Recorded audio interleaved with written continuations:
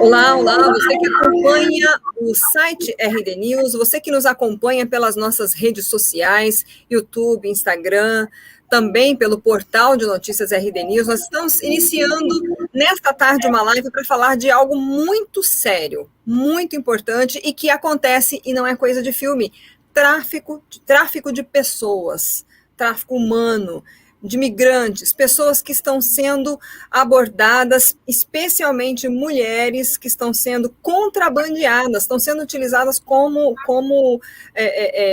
objeto de contrabando para inúmeros usos, enfim, isso não é história de antigamente, não é história de filme, é uma realidade. Inclusive houve aí uma declaração da rede de procuradores alertando para o agravamento dessa situação durante a pandemia, né? O tráfico humano e o contrabando de imigrantes. O nosso convidado de hoje é o procurador da República, Gustavo Nogami. Ele é procurador-chefe da Procuradoria da República em Mato Grosso, também atua na Procuradoria Regional dos Direitos do Cidadão e vai trazer um pouco para a gente, inclusive, orientações de como perceber situações que podem estar próximas de nós.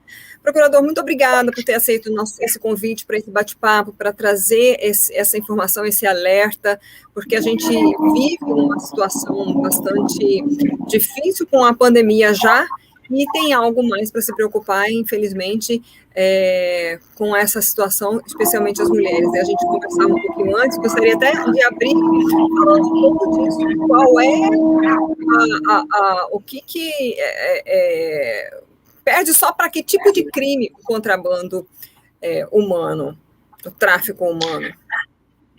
Boa tarde, Lídice. Boa tarde a todos. Eu inicialmente agradeço o convite. É sempre importante aproveitar essas oportunidades para poder divulgar um pouco sobre essa criminalidade, que muitas vezes é invisível, mas que ela existe, e existe com grande intensidade. Como eu mencionava anteriormente, no mundo, em âmbito mundial, o tráfico de seres humanos, o tráfico de pessoas, é o terceiro ilícito mais lucrativo. Ele movimenta 35 bilhões de dólares ao ano. São 2,5 milhões de pessoas vitimadas pelo tráfico ao ano. E para várias finalidades: exploração sexual, trabalho escravo, tráfico de órgãos, adoção irregular, mas em especial aqui na nossa região, digo, na América do Sul, na América Latina, 80% dos casos de tráfico estão relacionados à exploração sexual, principalmente exploração sexual de mulheres, menores, crianças, né, e adolescentes, tanto meninas quanto meninos, e travestis. Então, é muito comum. Agora, nesse período de pandemia, ficou muito mais claro, muito mais evidente esse problema, até porque muitas das fronteiras foram fechadas.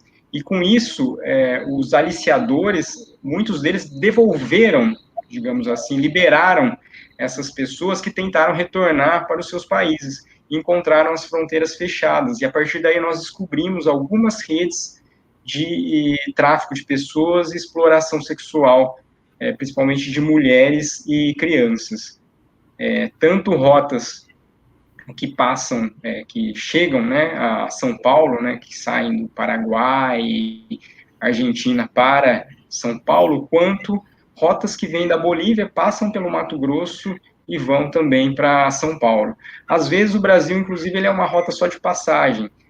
As pessoas passam por aqui para irem para a Europa ou para os Estados Unidos. É bom, é interessante que nós distinguamos o que é tráfico de pessoas e contrabando de imigrantes.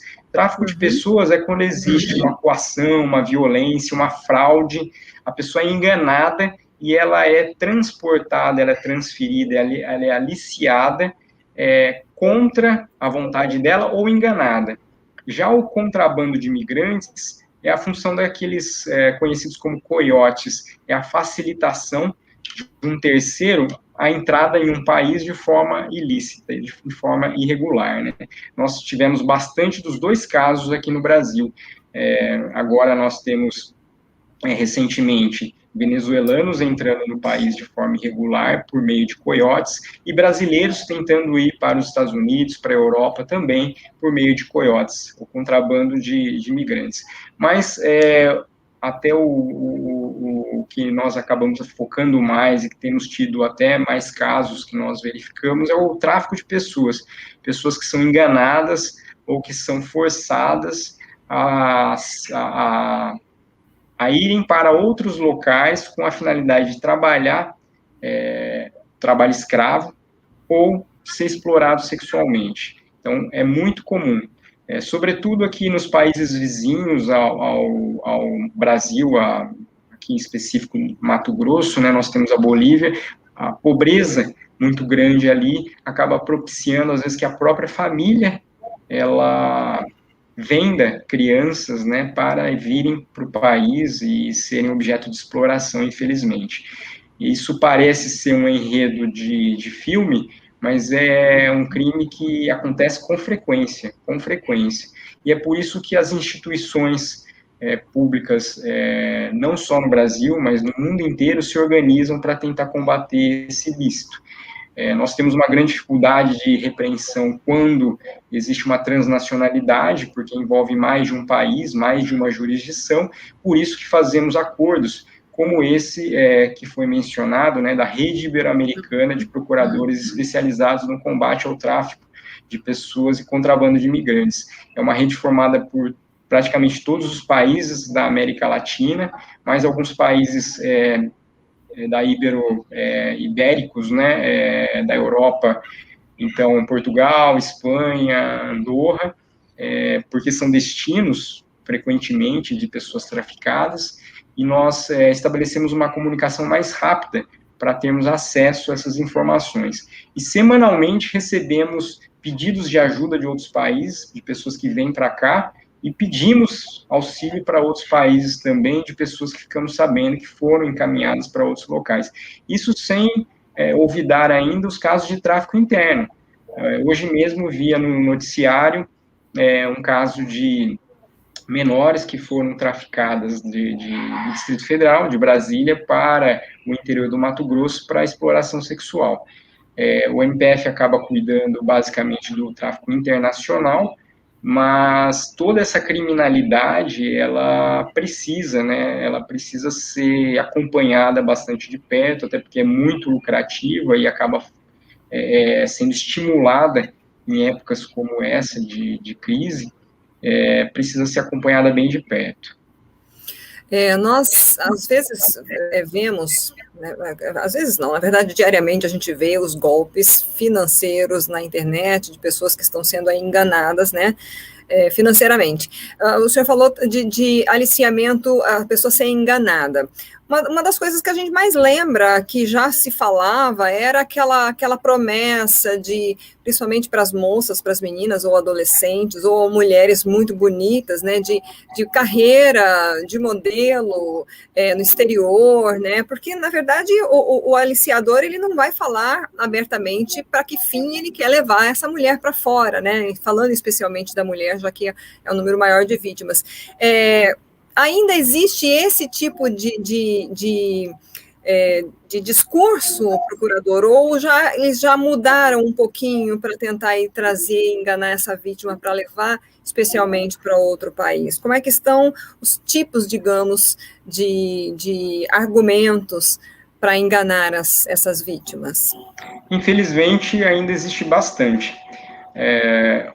Inclusive, é bom se salientar que o simples fato da pessoa, da vítima, ela ser traficada e ela ter consciência de que iria trabalhar eventualmente como uma profissional do sexo, isso não exclui o tráfico, quando ela vai, por alguma forma, enganada. Se ela tinha uma promessa de ir para um outro país, trabalhar, ainda que fosse numa boate ou algum tipo de trabalho como esse, e chegando lá as condições eram bem diferentes das prometidas, e ela vivia, por exemplo, em cárcere privado, com os documentos retidos, eventualmente até sob violência, sob ameaça, com impossibilidade de quitar dívidas, isso tudo também acaba gerando a configuração do crime.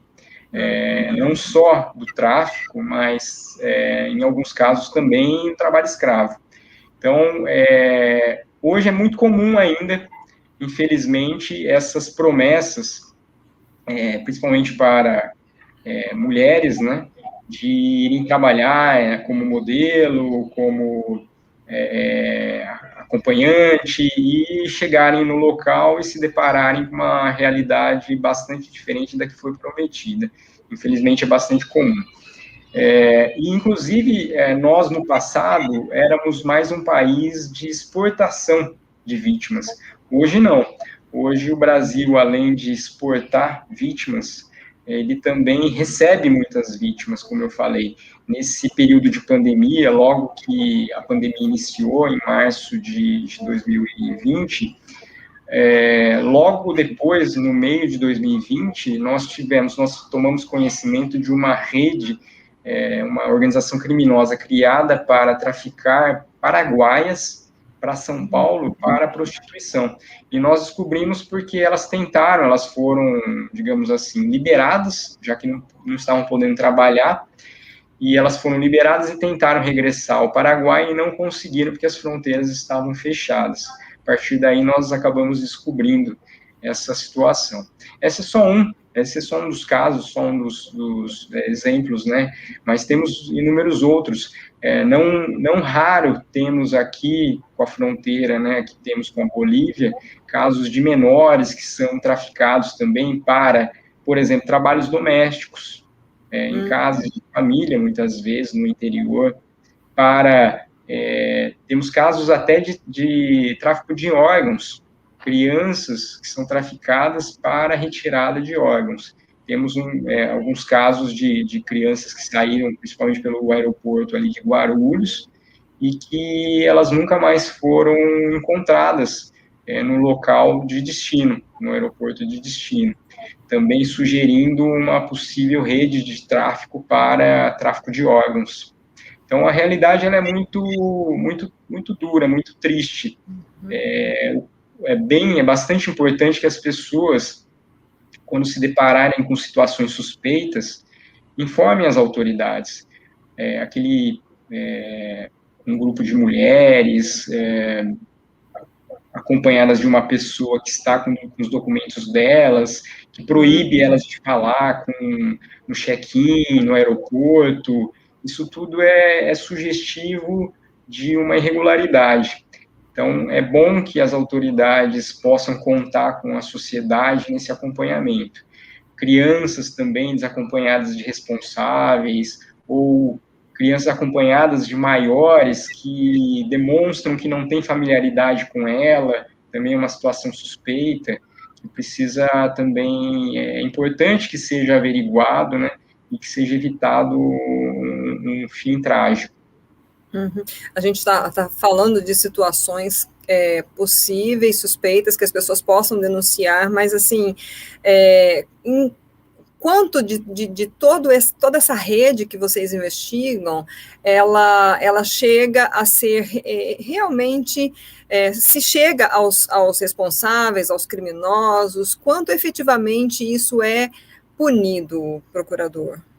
Olha, em âmbito internacional, a média é um pouco melhor, principalmente os países europeus, eles já têm estruturas investigativas mais avançadas, inclusive eles têm uma troca de informações melhor, e eles nos auxiliam muitas vezes. Quando o destino é a Europa, eles auxiliam muito e trazem muitas informações para o país. Infelizmente, no Brasil, nós não temos estruturas especializadas para isso. Eu comentava algum tempo atrás no MPF que o Ministério Público Federal não tem um órgão especializado no combate ao tráfico de pessoas e o contrabando de imigrantes, diferente de outros ministérios públicos da América do Sul. Salvo engano, poucos são os ministérios públicos na América do Sul que não têm órgãos policiais e ministérios públicos, órgãos específicos para esse tipo de delito dentro das instituições policiais e ministeriais. Isso dificulta bastante esse combate, até porque esse tipo de delito, ele é um delito diferenciado, que precisa ter um olhar também peculiar, um olhar que possa identificar esse tipo de criminalidade. Além dessa troca de informações, troca de experiências, hoje é um assunto que tem se comentado bastante na rede ibero-americana de procuradores especializados, que tem crescido bastante, é a corrupção embrenhada com o tráfico de pessoas. Para que ocorra o tráfico, muitas das vezes existe uma facilitação por parte de um servidor público, principalmente um servidor de fronteira, um oficial de fronteira, um policial que está na aduana, e hoje em dia existe até alguns países que prevêem um crime específico de sextortion, que é a cobrança de sexo pela facilidade que ele era obrigado a dar ou pela conivência, uma situação que ele era obrigado a reprimir. É bem comum. Hoje, o Brasil ainda não tem esse tipo de legislação.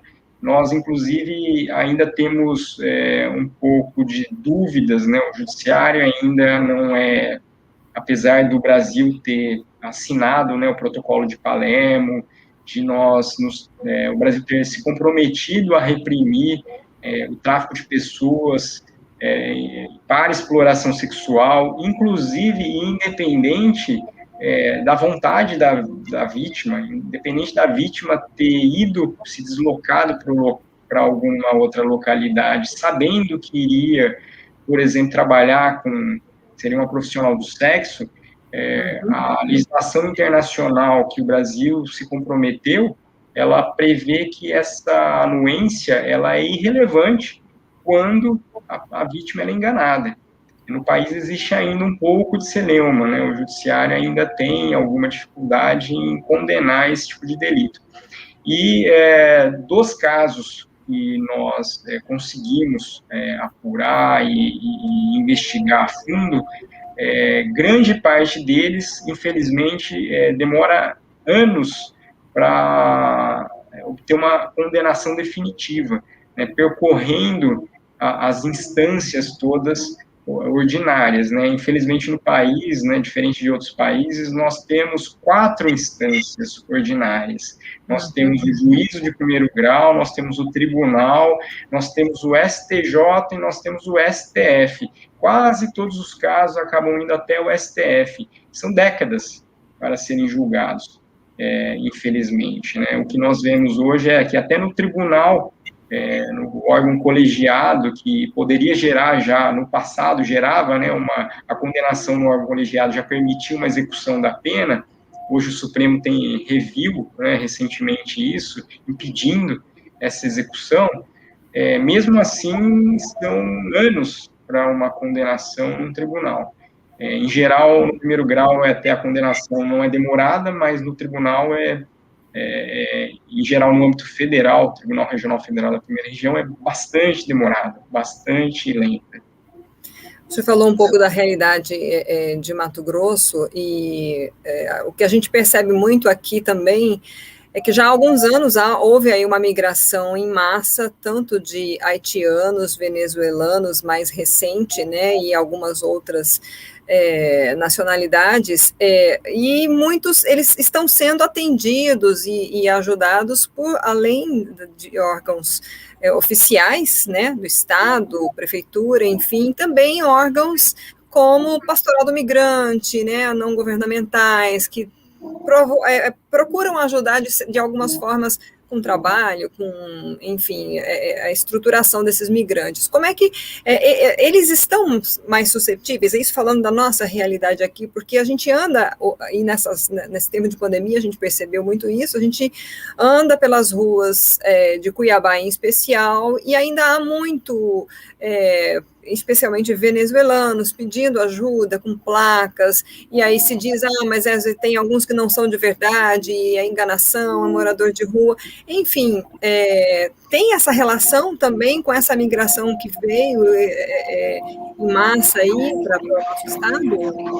Sim, o Brasil ele teve várias ondas migratórias, né? Mais recentemente, aqui no Mato Grosso, por exemplo, tivemos, como foi bem citado, haitianos, tivemos algumas ondas também de africanos, senegaleses em especial, temos um fluxo constante de bolivianos que passam por aqui, alguns que ficam, alguns que vão, grande parte vai para São Paulo, e temos, mais recentemente, os venezuelanos, que passam, infelizmente, por uma crise social, assim, sem precedentes, de miséria mesmo.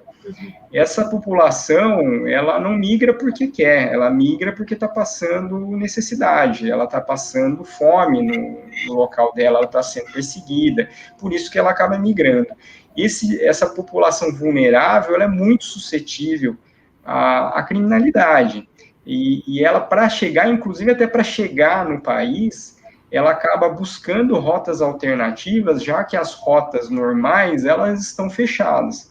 Existe até, atualmente, uma portaria do Ministério da Justiça que proíbe a entrada de imigrantes no país.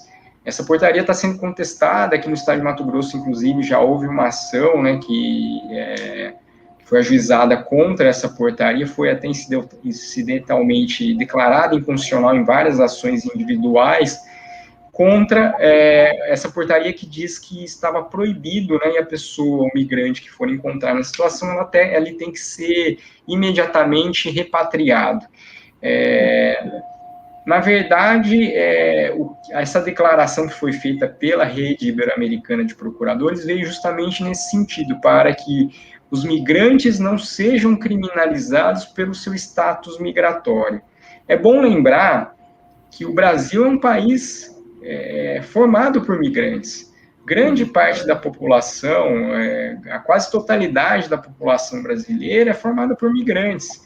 Migrantes, ainda que uma migração anterior, de anos atrás ou de décadas atrás, mas é um país que ele é formado por migrantes. Ele foi colonizado por europeus, teve ondas, né, de colonização europeia, asiáticos vieram para cá, japoneses, chineses, os nossos avós, os nossos bisavós são estrangeiros que vieram buscar, tentar uma vida melhor no país.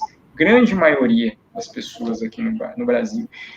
O Brasil foi formado assim, e sempre o Brasil foi um país de portas abertas, né, e que foi calcado, foi construído, cresceu em cima dessas pessoas, né, dessas populações que incorporavam na cultura brasileira novos valores, novas ideias e geravam uma prosperidade. Nós precisamos continuar de braços abertos para essas populações, seja por uma questão de humanidade, seja por uma questão jurídica, já que a Constituição Federal ela não estabelece limites, e seja por uma questão de direito internacional, pactos que o Brasil, em âmbito internacional, se comprometeu a cumprir, recebendo migrantes e auxiliando a que eles possam se desenvolver, eventualmente, aqui, ou indo para outros locais, ou inclusive voltando para os seus países quando a situação fique melhor. Mas, com certeza, essas populações, quando vêm para cá, sobretudo lembrando dos exemplos mais recentes, como os venezuelanos, eles vêm porque a situação no país de origem é muito ruim, socialmente é trágica.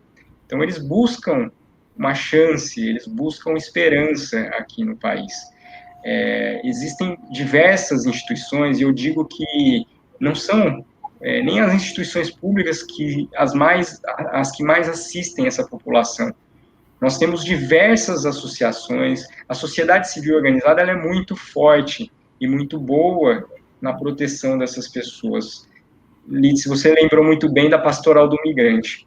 Nós até recentemente perdemos uma amiga, a Eliana Vitalino, que era da Pastoral do Migrante, e que faz um trabalho assim belíssimo recebendo essas pessoas tentando regularizar a situação delas na Polícia Federal, no Ministério da Justiça, às vezes no CONARE, né, que é o órgão que regulariza refugiados, buscando a qualificação dessas pessoas para que elas possam se inserir efetivamente na nossa sociedade. A pessoa, grande parte dessas pessoas não está ali no semáforo porque quer. Ela está ali no semáforo porque ela não está conseguindo outras oportunidades. Então, nós precisamos tentar criar oportunidades para aqueles que precisam se colocarem, se inserirem na sociedade, né? Essa declaração foi uma forma de jogar luzes sobre uma situação, sobre uma questão que está apagada.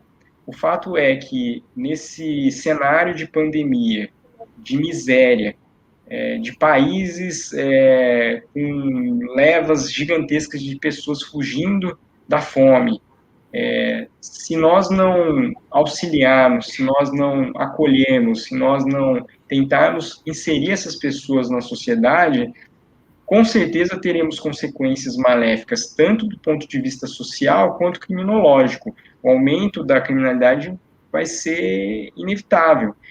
Essas pessoas estão mais suscetíveis, sim, a cometer, a se envolver em fatos criminosos, porque ela está precisando sobreviver.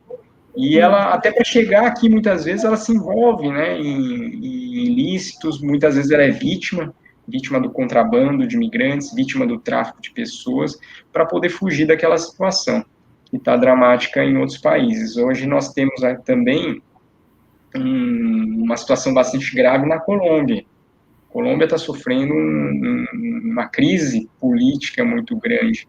É possível que em pouco tempo tenhamos também, nós fazemos fronteira, né? O Brasil tem uma grande fronteira também com a Colômbia.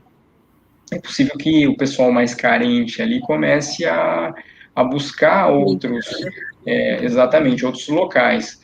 E o Brasil é um local que tem uma fronteira gigantesca, oportunidades, pode ser que essas ondas migratórias elas continuem com intensidade. Uhum. Bom, já estamos com 27 minutos de live, procuradora. Eu queria, para a gente encerrar, além de né, se tiver alguma questão que não foi abordada, que o senhor queira falar, reforçar situações que são possíveis, são suspeitas, que as pessoas possam denunciar, onde denunciar, né? Que pode, olha, tem algo estranho aqui, pode ter tráfico, né, de pessoas, pode ter aliciamento aí de imigrantes, enfim, o que eu posso abrir meus olhos, que pode de repente estar acontecendo próximo e eu não estou sabendo, e como que eu posso fazer essa denúncia, trazendo essa informação, e até de repente quem estiver vivendo uma situação, né, eu fui enganada, eu fui chamada para fazer tal trabalho, aí estou sem meus documentos, não consigo sair, onde buscar ajuda? Lídice, como eu falei, os principais motivos para o tráfico de pessoas são a exploração sexual e o trabalho escravo. Esses são os dois principais motivos. Grande parte das vítimas são do sexo feminino, mulheres e crianças, né, meninas. Existem algumas situações que podem gerar uma dúvida e que podem motivar uma informação, principalmente para os órgãos policiais, como eu falei. Grupos de mulheres indo juntas para outro local, com alguém que está retendo os documentos delas, que não permite que elas falem diretamente com outras pessoas, crianças na mesma situação, crianças acompanhadas de adultos, em que claramente não existe uma relação entre a criança e o adulto. Esses são elementos, né, que podem indicar um tráfico. Eu sugiro que, nesses casos, a polícia seja contactada. Aqui no estado de Mato Grosso, até é um estado que tem uma peculiaridade, nós temos um conselho que chama Conselho Estadual de Enfrentamento ao Tráfico de Pessoas. Esse conselho é bastante atuante, ele é formado por órgãos públicos federais, estaduais e a sociedade civil. Diversas instituições da sociedade civil, inclusive a Pastoral do Migrante. eles possuem um núcleo, existe um núcleo vinculado a esse conselho que recebe as demandas, inclusive aciona os órgãos policiais quando necessário e faz a assistência da vítima. Até, não raro, auxilia a vítima a retornar ao seu local de origem quando essa é a vontade da vítima. Fizemos isso recentemente, inclusive, né, com uma vítima de tráfico para prostituição aqui no estado, que foi devolvida para o Amazonas. Então, nós temos aqui no estado um conselho bastante atuante, o CETRAP, o Conselho Estadual de Enfrentamento ao Tráfico de Pessoas, e dentro dele um núcleo com uma equipe multidisciplinar que está lá para, inclusive, assistir a vítima, seja por uma questão psicológica, né, para auxiliá-la emocionalmente, seja para regresso ao seu local de origem, e todas as questões também são encaminhadas para os órgãos policiais quando identificado o tráfico de pessoas. A gente tem aqui uma participação no encerramento da nossa live, Valnice Silva dos Santos. Para pedir ajuda, o imigrante não precisa levar as crianças junto. Vamos começar a orientá-las a deixar as crianças em casa. Orienta as pessoas a destinarem doações para o Centro Pastoral para Migrantes, que faz um excelente trabalho de atendimento para o migrante em Cuiabá. Valnice Silva dos Santos, obrigada pela sua participação, e acaba ratificando o que o procurador acabou de dizer, né, procurar essa rede de apoio. A Pastoral do Migrante, ela fica ali no bairro Carumbé, ali? Qual o seu Eu acho que ali é Carumbé, ali. Eu sei fisicamente, mas eu não sei o bairro, acho que é Carumbé ali. Mas se fizer uma pesquisa, certamente, né, consegue encontrar, é um local que tem, inclusive, uma fachada com a identificação, né, se você tem dúvidas, procure, vá atrás, e então a gente agradece muito a sua participação, espero que tenha contribuído para que as pessoas fiquem alertas, né, porque é como a gente começou falando e acho que a gente pode finalizar, não é filme, né? O senhor falou ali no começo, é o terceiro crime mais rentável depois de tráfico de drogas, contrabando de armas, então é algo que é uma realidade que a gente precisa abrir o olho para isso. Muito obrigada novamente, quem não nos assistiu ao vivo vai poder nos ver também no YouTube, vai estar lá no site RD News essa entrevista. Procurador, muita gratidão. Eu que agradeço, Lídice, RD News, agradeço a oportunidade de divulgar um pouco sobre essa criminalidade. Como eu disse, são 2,5 milhões de pessoas vitimadas ao ano por esse tipo de ilícito. Então, nós precisamos estar atentos e o poder público conta muito com a sociedade nesse ponto, não só para as denúncias, bem como com a sociedade civil organizada na assistência. Como foi bem lembrado pela ouvinte, a Pastoral do Migrante faz um belíssimo trabalho. Temos diversas outras instituições públicas que também colaboram e que apoiam esse tipo de iniciativa. Eu fico à disposição, caso haja alguma outra dúvida, e agradeço novamente a oportunidade. Ok, muito obrigada, e até a próxima. Até a próxima.